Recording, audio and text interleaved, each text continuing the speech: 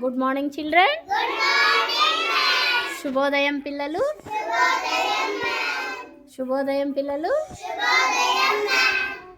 అంగన్వాడీ విద్య నేటి అంశం కాకి గురించి ఒక చిన్న కథ చెప్పుకుందాం. మన కాకి తెలుసా మీకు అందరికి? ఎక్కడ ఉంటుంది కాకి? చెట్ల పైన ఉంటుంది. కాకి ఏం కలర్ లో ఉంటుంది? బ్లాక్ కలర్ లో ఉంటుంది. కాకి ఏం తింటుంది? గింజలు, కాయలు, పళ్ళు అన్నీ తింటుంది కదా. కాకి ఎలా అరుస్తుంది? తర్వాత కాకి కాళ్ళు ఎన్ని ఉంటాయి? కాకి రెండు. కాకి నా పైకి ఎగురుతుంది కదా, దేని సహాయంతో ఎగురుతుంది? సహాయంతో ఎగురుతుంది కదా. ఇప్పుడు మనకి ఏం కాలం నాన్న ఇప్పుడు మనకు వస్తా ఉండేది? ఎండాకాలం.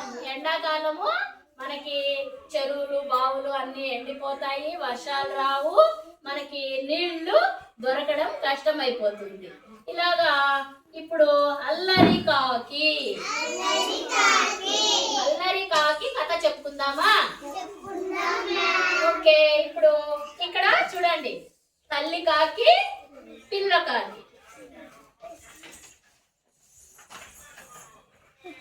చూసారా, ఒక ఊరిలో ఒక కాకి పిల్ల ఉండేది. కాకి పిల్ల ఉండేది. వాళ్ళమ్మ పని మీద బయటికి వెళ్తూ ఆ పిల్ల కాకి ఏం చెప్పింది? పిల్ల కాకి అల్లరి చేయకుండా చక్కగా ఆడుకుంటూ ఉండు అని చెప్పి పని మీద బయటికి వెళ్ళింది. అప్పుడు ఆ పిల్ల కాకి ఏం చేసింది నాన్న?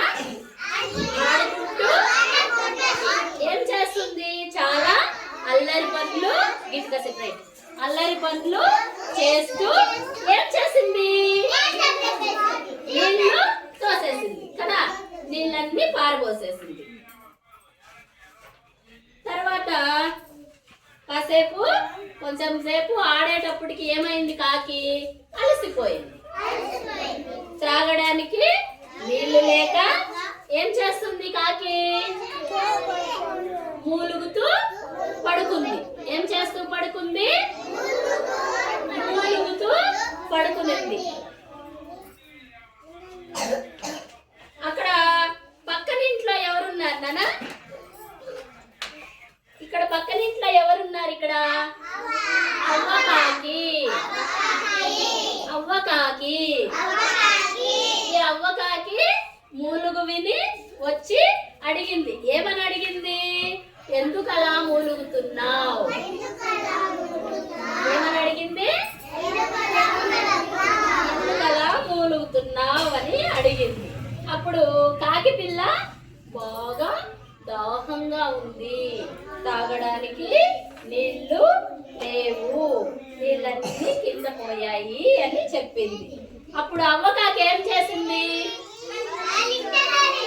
వాళ్ళ ఇంటి నుంచి నీళ్లు తెచ్చి ఎవరికి ఇచ్చింది? పిల్లకాకి ఇచ్చింది.